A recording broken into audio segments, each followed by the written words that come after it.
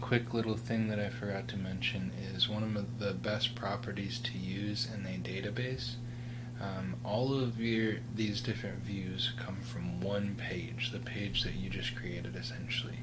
So all of these goals, which is in this template, Organize My Life, this goal has properties for dates, deadlines, achieve dates, progression, how many milestones are associated with it, and what area it's in. So if we go into the Organize My Life goal, all of the properties you'll see up here, one of the best ones you'll get is a relation property. It's this arrow.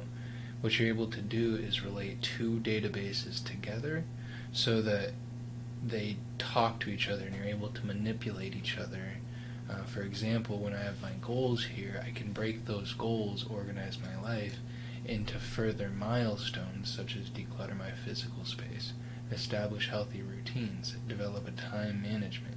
And those are all milestones that are housed in a separate database.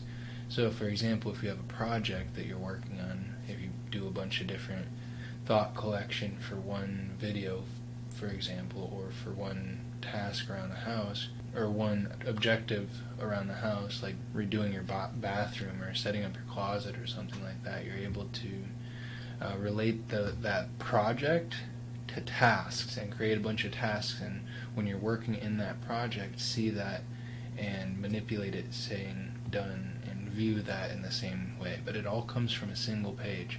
The entire database or the entire workspace is run basically off of a few databases is how I've designed it. But that's the relation property. There's a whole bunch more to it if you want to get into it, but relation is the next one I would suggest for you to get familiar with.